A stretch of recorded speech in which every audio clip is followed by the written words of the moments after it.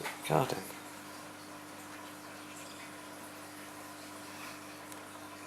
Yeah.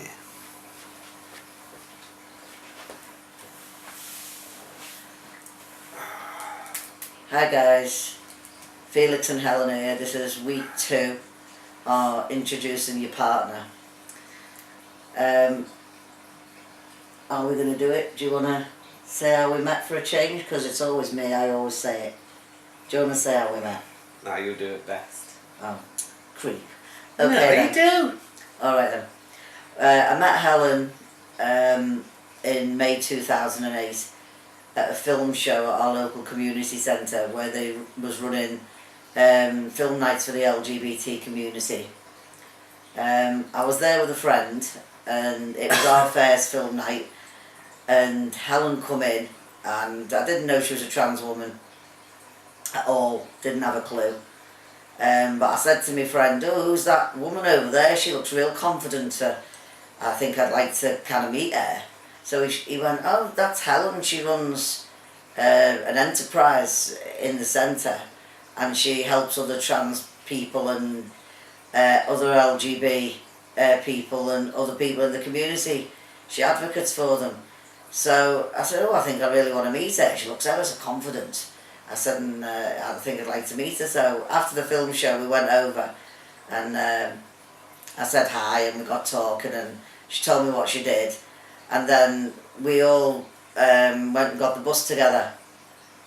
Anyway, on the way down to the bus stop we were all talking about relationships and if we'd had partners or, you know, we'd had casual flings or anything like that. And how hard it is actually to have a relationship when you're transitioning. And I said to Helen, "Oh, what about you?" Because we'd sort of said, you know, who we kind of liked, and me and my friend, and I'd said, "Oh, well, I like trans women, but I don't think I could actually go out with a trans woman if she wasn't post-operative." And then I asked Helen about herself and I said, "Oh, what sort of people do you like and stuff?" And she said, "Well, I could never go out with a trans man." So I thought, oh, shot me in the foot there, I've got no chance. Because I really liked her, so I thought, well, I've got no chance now. But when she explained why, I understood, and, you know, maybe she can tell you a bit about that now anyway. Reason why I said I'd never go out with trans man was because, especially somebody like Felix who was just starting on the pathway, was because I know what shit you go through in your head and through everything else with work and things. So, what? You mean I can't say shit? Whatever.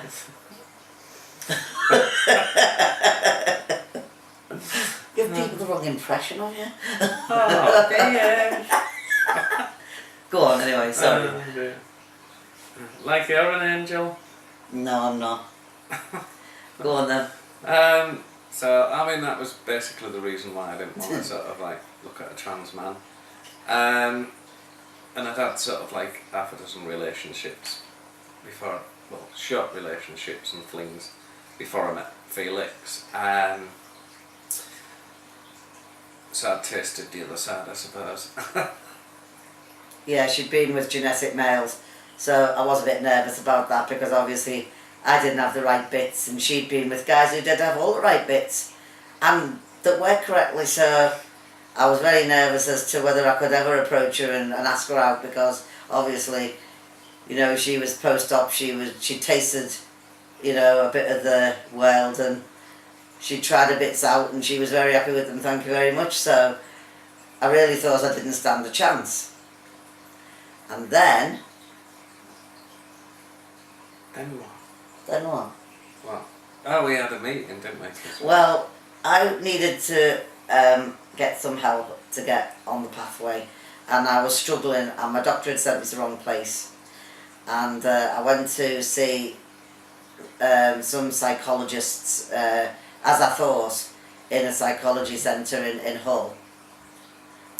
And when I got there, the poor woman said, "This is the wrong place you've come to. They've sent you to totally the wrong place. I'm so sorry." I thought, "Oh, what am I going to do now?" Because I've been waiting, 5 months by this point. and I was getting a bit anxious about work, and I'd been off work 6 months, near enough at this point. So I really needed to get sorted, and I was having counselling at this point. And I just needed to sort things out and get onto the pathway, really. So this person said, well, I know somebody who could help you.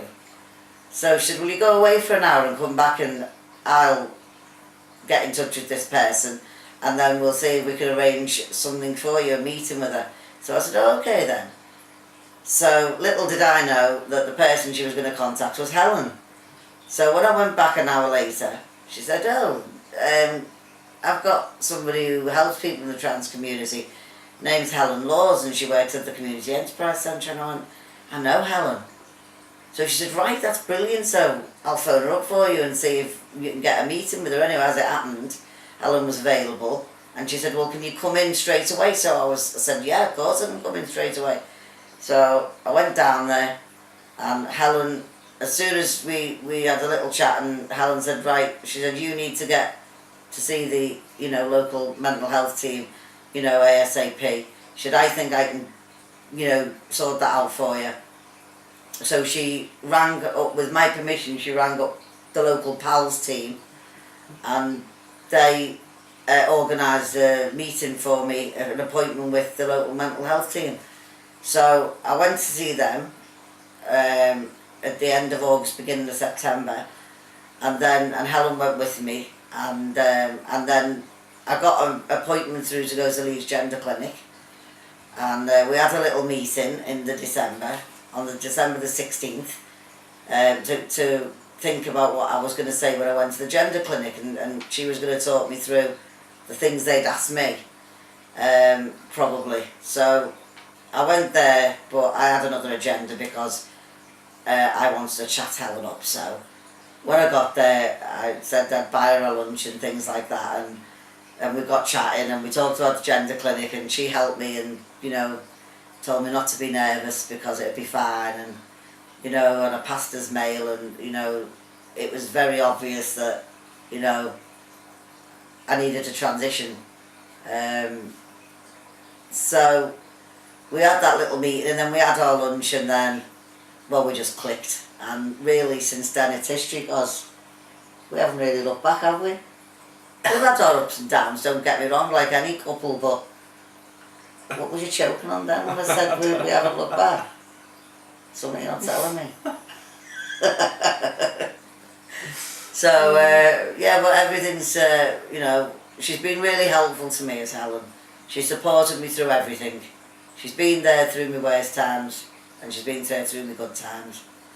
And, you know, it's not easy going through transition, and when you've been through it yourself, and you're watching somebody else go through it, you know, it's like looking in a mirror. And a lot of times, that's what it's been like for Helen. She's watching my emotions go up and down. She's watching me struggle. She's watching me through the stressful times in work. She's been there through all my operations. She's held my hand. She's looked after me. And she's really been a rock. And I couldn't really have done it without her, really, because she's been amazing. And that's why I asked her to marry me, and in September this year we are going to get married. After a 5-year engagement, we finally decided that we was going to do it. Yeah, so then we'll be an old married couple. Well, people say we're like one already anyway, so I mean, really, it's just a bit of the rings and a bit of paper we need, really, to seal it, really, isn't it? So, yeah. So, anyway, one of these questions on here, Helen, is, what do you love about me? Your cheek. My cheek. No, I'm not cheeky. No, you're not. It must be the Irish in me, I think. I'm like the little leprechaun. Yeah. I'm only little and wee. Yeah. Oh God, I'm such an idiot. Don't you dare say anything. You might only be a little bit, you're an heavy twat. How rude. Well, that's because she's had to pick me up a few times lately, because certain people like to see us doing funny poses. So, yeah. But then, yeah, well, I won't go there. So, anything else you like about me then? Only that I'm a bit of a geek. and I'm cheeky. Yeah, you're a gig, that's true. Yeah. And I suppose... You like me goatee because you was most upset when I shaved my sideburns off the other day. Well, You I set like me your sad, goatee, sad yeah. faces on me because you thought I'd shaved it off. Yeah, I But like it will be your coming goatee, off in yeah. a couple of days when I go to my mother's because I have to.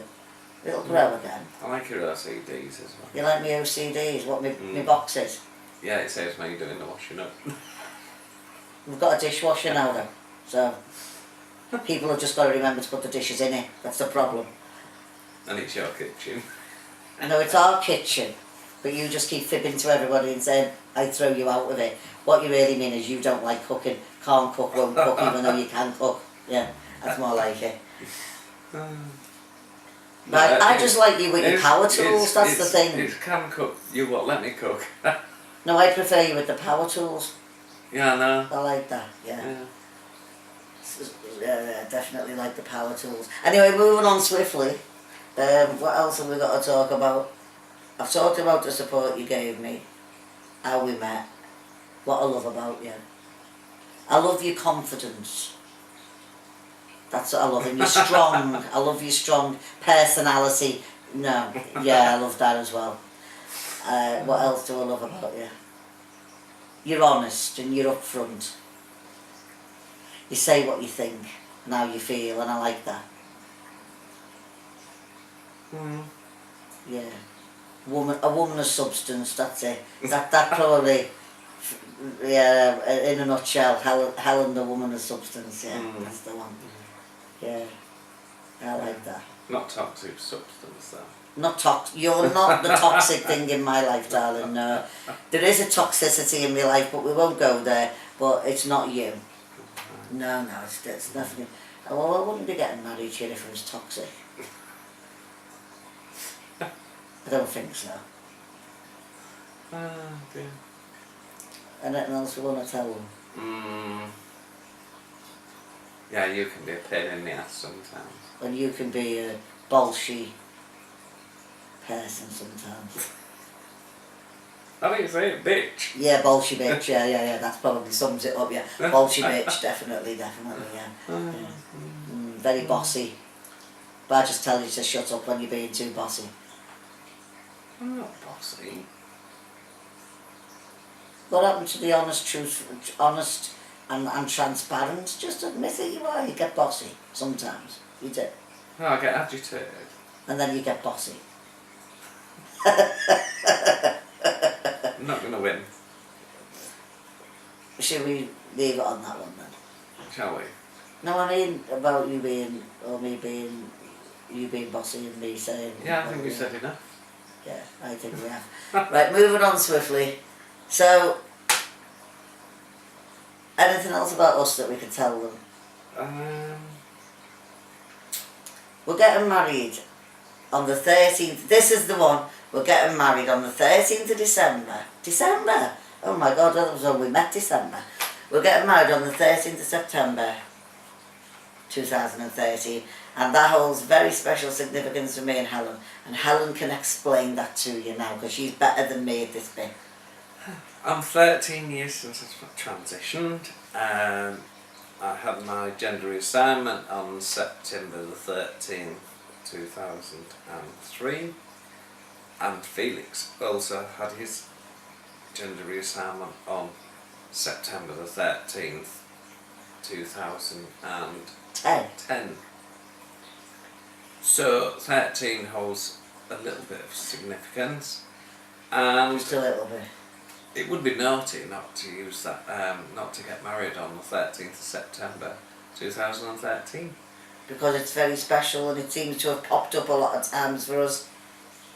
And it's a very special date to us, so it's just fell on a bit of a wrong day really, because it's a Friday this year, which makes it awkward for certain members of the family to kind of... No, it makes it... It's good. It's Friday the 13th.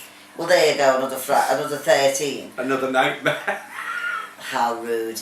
But the other thing is, it's made it awkward for some of the family to come as well, which is a shame, because it would have been really nice if everybody could have come, but obviously people have got work commitments and things like that, so it's just how it is. But that's our special day, so we wanted it to be on that day. You know, because it's our running special away day. to Gretna Green in the first place, anyway.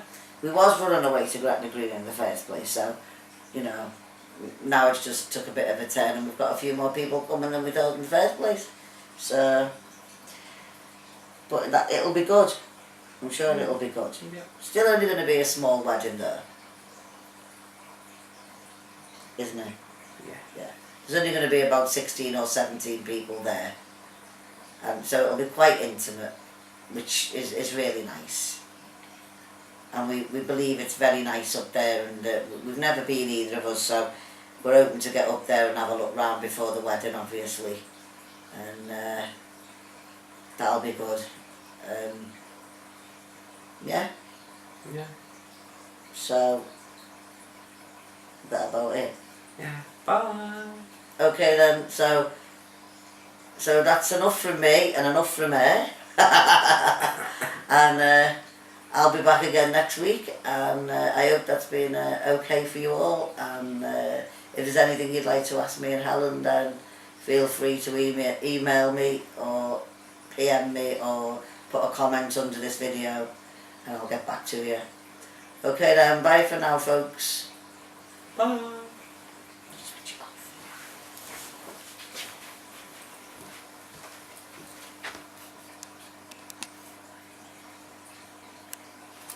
Is that it? Is it off?